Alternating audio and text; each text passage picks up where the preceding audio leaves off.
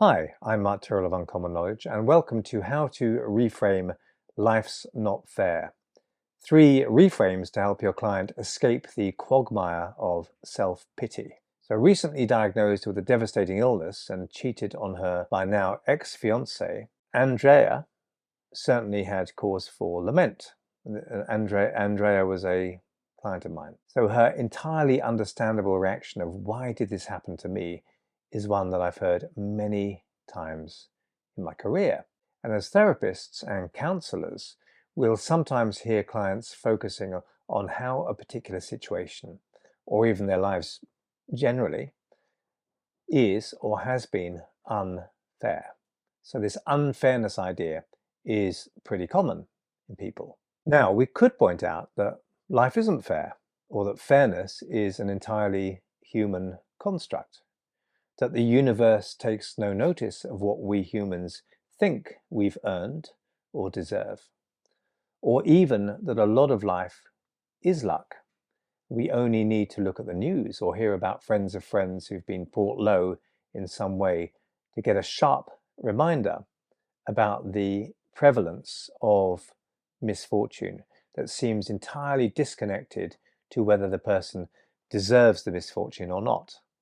But of course, this isn't a particularly helpful or kind approach when we're faced with clients who feel injured or damaged or cheated by life's vicissitudes. So how might we reframe this perception in ways that don't invalidate how the client feels, but instead offers a sense of wider perspective and greater hope? So first off, you can align yourself with their perception of fairness. Rather than saying something like, "Who says life should be fair?" we can maintain and build rapport with our client's perception of the need for fairness while putting a hopeful spin on it. So, for example, I said to Andrea, "These past few months, life has seemed unfair to you. With all the things you've told me about, all the ways you've found to strive and continue despite all that.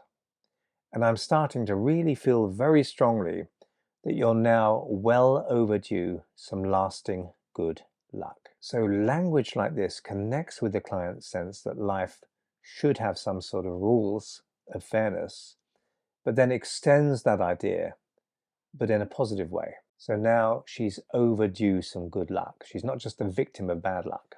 And because research has found that when people start looking out for good luck, they'll start to actually find it.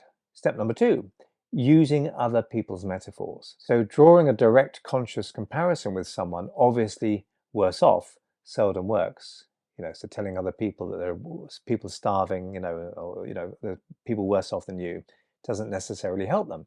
So I definitely didn't tell the suffering Andrea that there are people out there who have it worse than her, and that would have broken rapport and been dismissive of her serious troubles. However, when our clients feel life has treated them unfairly, we can offer anecdotes or stories of more helpful role models without directly linking these to our clients' worries. So you can talk about anyone your client would most easily relate to, but if no one else seems a better fit, I often find it useful to talk about Milton Erickson, the great 20th century clinician, who suffered severe polio and chronic and acute pain throughout his life. I might paraphrase his words about luck by quoting such pearls as, "Life is much better if sometimes it rains and sometimes it doesn't." And then I might go on to relate how Erickson often talked about adults who had such perfect lives and had been such model children that they'd never learned the realities of life. I might talk about the effect of such a life and how Erickson described it. The diet of social development and health must include a reasonable amount of roughage in life.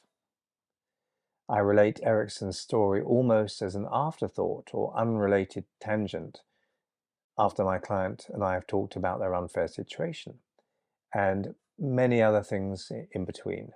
So just interpolating these ideas, these anecdotes here and there, in not always such an obvious connection to the client situation. I've personally found it most effective to do this while my clients are in hypnosis. The most receptive state of consciousness. Number 3, we can ask them what they've learned. When reframing the unfairness of life with my clients, I don't let the focus stay on what the client's done or suffered, with whom and where and how bad it's all been. Of course, we focus on that to some extent, but not just on that.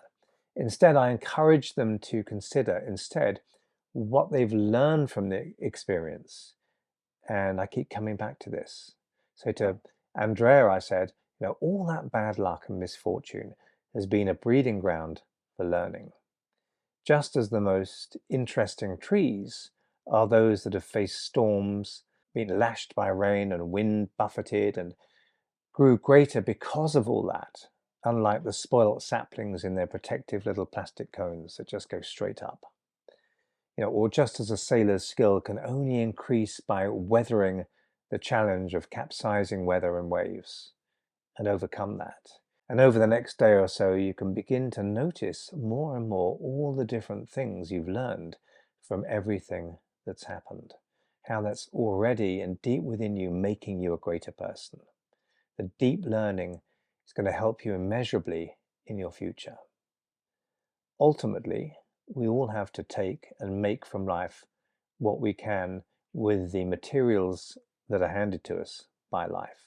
And Andrea, I'm pleased to say, recovered fully from her illness, and months later told me that she had learned to truly treasure the friends who weather the storms with her rather than racing for the lifeboats. So I hope you found that useful, and if you did, please hit like and subscribe. And if you want to hear when my next video is published, hit the notification bell below this video. I'm Mark Tyrrell of Uncommon Knowledge, and if you'd like to subscribe to my email newsletter, you can find it over at unk.com/blog. That's unk.com/blog. And thanks for watching.